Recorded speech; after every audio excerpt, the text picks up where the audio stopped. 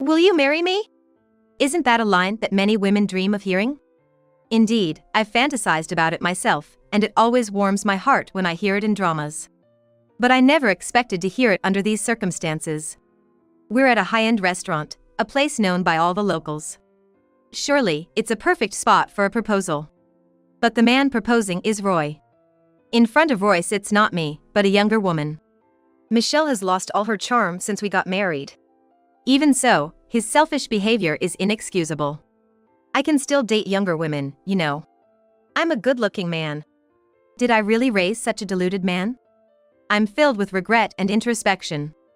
Doesn't he feel ashamed of his own words? I never knew Roy was this foolish. His past foolish statements come back to haunt me. It's my money, so I can spend it however I want, or I'll do as I please.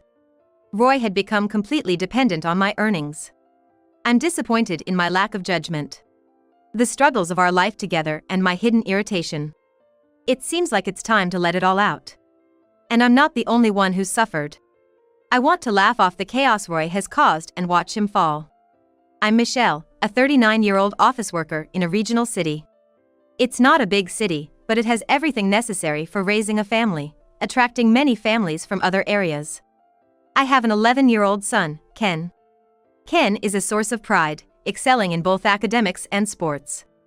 Talking to him feels like chatting with a friend, and it's very stimulating. I met my husband, Roy, in town. He approached me, which was unusual for him. When he first spoke to me, he seemed serious, wearing silver-rimmed glasses and a suit. Stumbling over his words, he said, "I've never done this kind of thing, but I'm serious." I sensed something trustworthy in him. Our relationship with Roy progressed smoothly, leading to marriage. I still remember his proposal. "Will you marry me?" It was a support for me even when times were tough. Roy was successful at work, having been promoted to a managerial position last year. His salary had increased, and he was happy about it. Then suddenly, Roy started complaining of ill health and began missing work. At first, I thought it was just a cold, but it turned out to be more serious. He wasn't physically ill, but mentally strained, leading to a long-term leave. I was confused, having never dealt with anything like this. My parents both worked, and I had never seen them take a day off. But nowadays, it's common for people to take time off for mental health. I read everything I could find, trying to make life easier for Roy. Initially, Roy rested at home, but he soon started going out daily, supposedly for medical appointments. I was worried but respected his decision to go out. Our first problem was money. Obviously, his salary stopped during his absence. Thankfully, we received some financial support from his insurance, but Roy didn't contribute to the household, claiming the expenses were for his treatment. I had to manage the household on my salary alone. With rent, groceries, and utilities, the list of expenses was endless. If I hadn't been saving since the beginning of our marriage, we would have been in trouble. Though sick, Roy showed no remorse. Instead, he started complaining about the meals. "Hey, there used to be salad with stew. Why not today? Fresh veggies are expensive. We have more bread instead, so bear with it. I can't eat this. I'm going out." "No, we'll run out of money." "It's my money. I can spend it however I want." After arguing, Roy stormed out of the house. Ken quietly eats the stew without any side dishes, without complaining. "Mom, your stew is delicious just by itself. Should I also start saving on snacks or something?" But I didn't want to make my child suffer because of money issues. "Ken, you don't have to worry about that. Eat as much as you like." I felt saved by my son's kindness. When Ken finally went to sleep, Roy returned home. From the way he entered our bedroom, it seemed like he had been drinking. "Is it okay for you to drink alcohol while you're under treatment?" "Stop nagging. Worrying about small things like that is the worst thing for me. I'm gonna do what I like." "Have you been skipping the medication the doctor prescribed recently?" "It depends on how I'm feeling. Sometimes it's better not to take them." "You shouldn't interfere." Roy wouldn't share the details of his treatment and seemed irritable every day. But there were days when he seemed elated. Especially after returning from his outings. Those times, he usually smelled of alcohol, and sometimes there was a faint scent of shampoo. Maybe he's going to the gym for health reasons? I wished he would rest more at home and return to work soon. The difficulties of Roy's health situation were becoming more apparent. Eventually, we reached a point where our finances couldn't keep up. I switched to a cheaper phone plan and reviewed our life insurance, but there was nothing left to cut back on. Reluctantly, I had to cut Ken's private tutor. Ken had been aiming for high grades since he was young. It was Roy's wish, and Ken never complained, enjoying his studies. But now, we couldn't afford the expensive fees. I cautiously brought this up with Ken. "Ken, I need to talk to you. Can we consider quitting classes with your tutor?" "Does that mean I'm also giving up on the exams?" "No, I'll try to save more money, and hopefully, your dad will get better. But right now, we're really struggling." "Okay, I'll start studying on my own. If I can get all the textbooks up to the exam, I'll be fine." I negotiated with his tutor and conveyed Ken's decision. Ken was well regarded. Despite their attempts to keep him, we couldn't afford it. We managed to get all the textbooks from the tutor. Roy was opposed to this decision. "Won't that jeopardize his chances at a good school? I want Ken to become a successful businessman like me, even if it means stretching our budget. You should find a way to keep him there with your earnings." I was appalled by Roy's selfish attitude. Did he not feel embarrassed calling himself a successful businessman? True, Roy had done well at work, which his promotion showed. But the situation is different now. No matter how hard I tried, our finances were stretched thin, and the discussion went nowhere. "Ken says he's going to work hard on his own. Shouldn't we be grateful for that?" "I doubt it. He's got lazy habits like you. If he's not supervised, I can't trust him." "What kind of way is that to talk about your own son? He's your son too. If I'd married someone more competent, I wouldn't be in this mess." I felt a growing distrust towards Roy. Ken, despite everything, didn't complain and worked hard every day. He even started helping around the house more, trying to contribute in any way he could. Meanwhile, Roy wouldn't lift a finger to help, even neglecting his own personal care. He left all 3 meals to me and sometimes would suddenly say he didn't need dinner and go out. Roy seemed overwhelmed with his own issues, oblivious to everything else. Frustrated, I decided to take a part-time job. I already worked full-time during the week, so I started helping at a bakery on weekend mornings. It was hard to get up early on the weekends, but making bread helped me forget everything else for a while. The customers' compliments, like "it looks delicious" or "it was really good," were encouraging. It was a small, family-run shop, and being able to take home leftover bread was a bonus that helped our finances. Ken was supportive of this job. He often visited the shop, looking around and buying small bread with his allowance. He frequently brought friends to spend time there. We were becoming tougher in the face of our financial difficulties. As for Roy, he mostly stayed in his room on weekends, doing who knows what. He never had a word of appreciation for my bakery job. One Sunday morning, I was curious when he left the house early. "Isn't there no hospital visit today? Where are you going?" "Don't pry. I have some shopping to do." "Can't a sick man go shopping?" "It's not that, but..." Lately, Roy had been speaking to me in a dismissive way. Still, I didn't want to stress him out, so I kept my patience.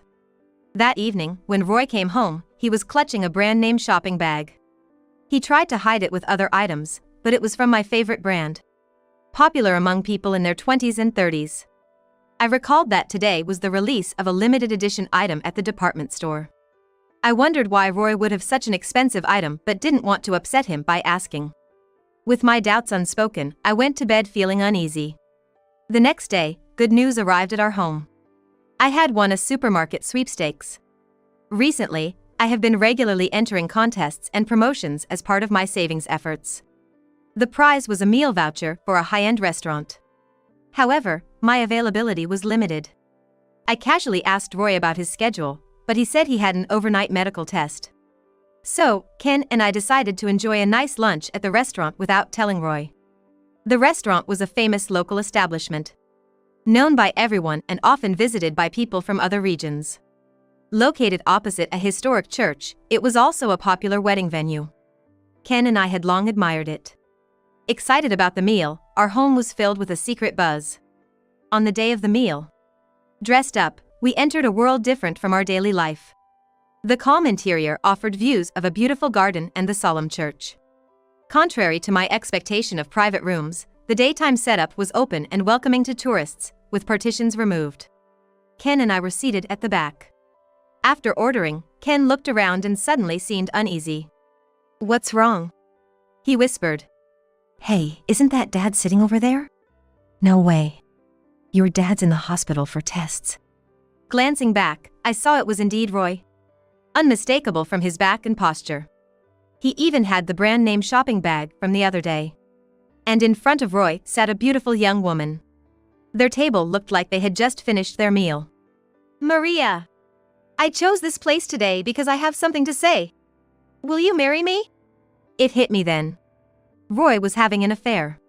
The books I had read for reference mentioned that most people on leave due to illness struggle to even move. Of course, there are exceptions, but Roy had been going out almost daily and spending money. Maybe he was faking his illness. The fact that he hadn't contributed a penny from the insurance money to the household and the recent brand name bag were undeniable evidence. I discreetly used my phone under the table to contact all our relatives. "It's a celebration today. Hurry over," I messaged. I also mentioned meeting at the restaurant across from the church. Some of the relatives questioned, "What's the celebration for?" but they agreed to come right away, assuming it was something joyous, even without knowing the full situation. True to the reputation of the famous restaurant, the effect was tremendous. The allure of the famous restaurant brought them rushing over in about 10 minutes. I had the restaurant's permission to wait for a bit before ordering. The relatives gathered around me. "So, what are we celebrating today?" "Look over there." I had informed my mother-in-law about the situation via message en route. She quickly understood. Approaching Roy from behind, she spoke to the woman. "Hello. Who are you?" "I'm Roy's mother." "What were you two discussing?" The woman's face brightened. "I'm Maria." "You invited your mother too?" "Roy just proposed to me." "I see. How long have you two been together?" "About a year. I work in a clothing store, and he's always been there for me, even adjusting his time off to be with me." I was shocked by Maria's words. A year ago coincided with when Roy stopped going to work. Could it be that he took time off work just for this? A reluctant thought crossed my mind. "Is that true, what you just said?" When my mother-in-law turned to face Roy, he was shaking and had gone pale.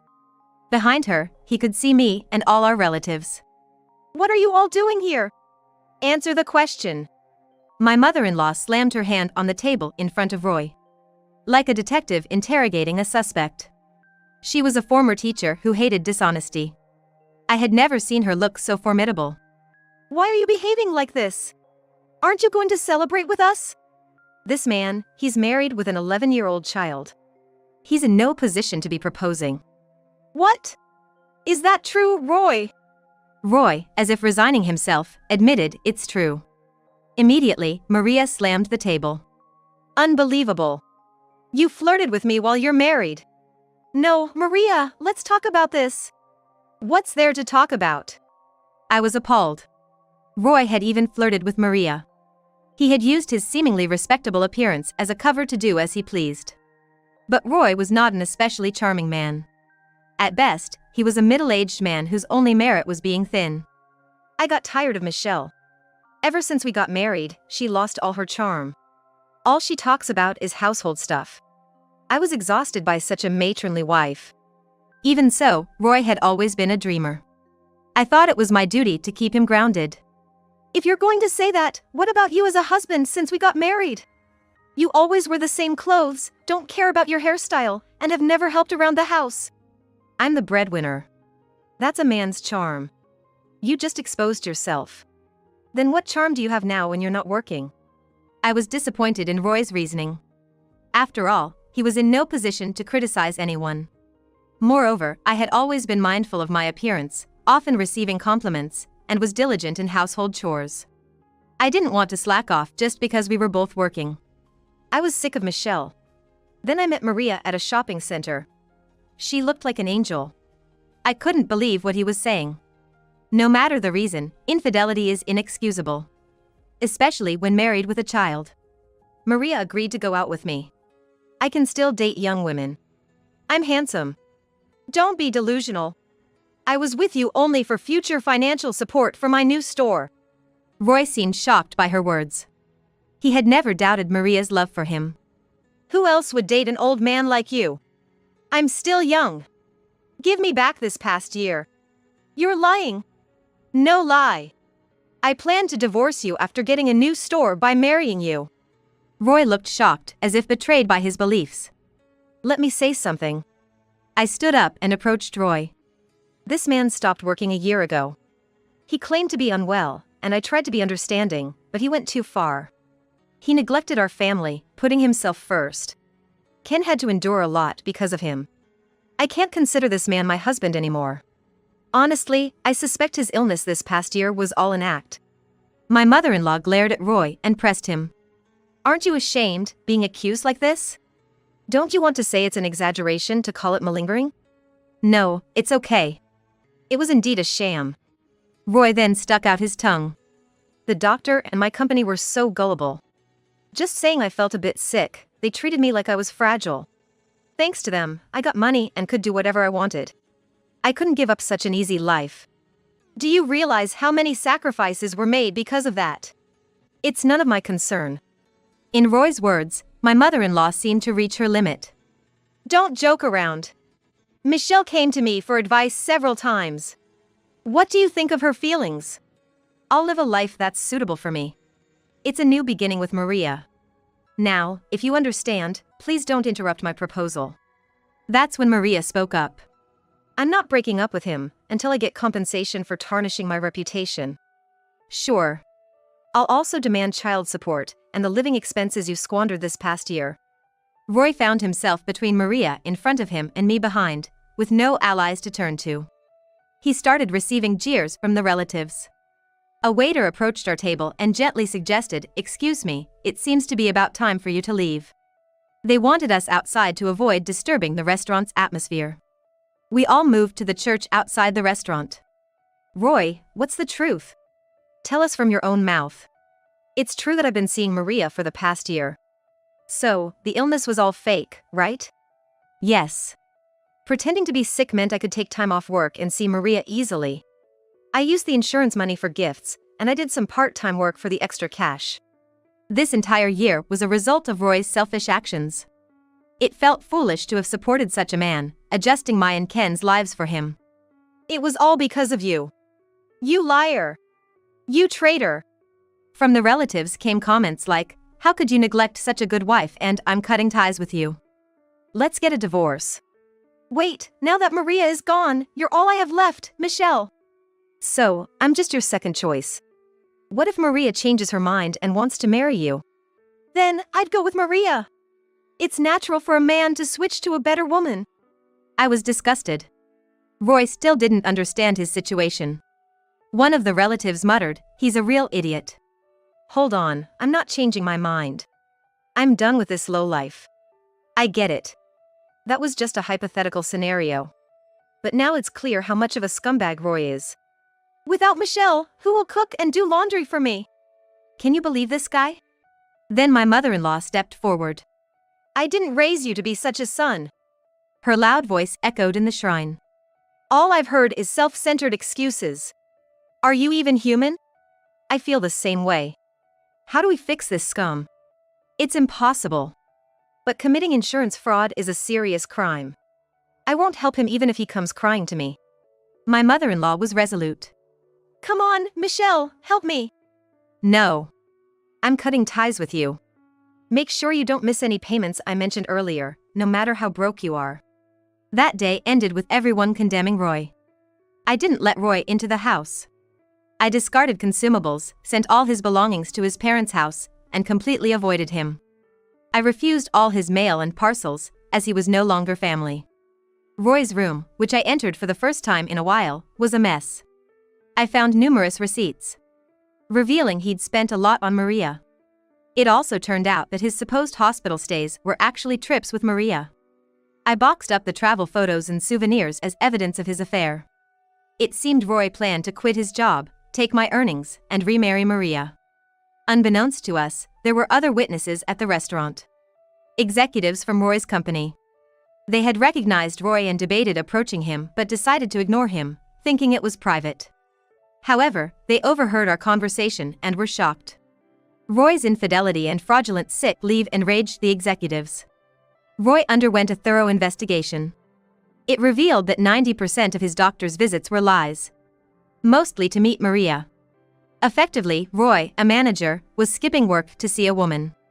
He even lied to doctors for a false diagnosis. This scandal reached the news. And Roy was fired. Making re-employment difficult. Not only the company, but the insurance agency also began investigating. They confirmed the fraud. As my mother-in-law said, Roy faced criminal charges for fraud. He was thoroughly interrogated and lost his freedom. I informed the relatives about the restaurant incident. Their dissatisfaction exploded, having previously given Roy the benefit of the doubt due to his illness. Some had even lent him money for treatment. Everyone had been genuinely concerned about Roy and sincerely hoped for his recovery. Roy had betrayed the trust of everyone who cared for him. We all agreed not to help him anymore, no matter what. Roy, who had lived in this area since birth, found his reputation ruined, unable to even walk outside. His selfish actions had led to the worst outcome. Scorned by family, company, and society. I had no sympathy for him. He reaped what he sowed. Whether his reputation was ruined or he was worn out by interrogation, all I cared about was collecting alimony and other dues. I resolved never to show mercy. Now, Ken and I started a new life. Ken, always close to me, could talk about anything. My in-laws, aware of the ordeal, offered their support. Ken is now studying hard again for exams using his tutor. After witnessing this whole ordeal, he's now aspiring to become a lawyer. I'm looking forward to my capable son's future. With new goals in sight, the bond between us, mother and son, has strengthened, and we're moving forward together.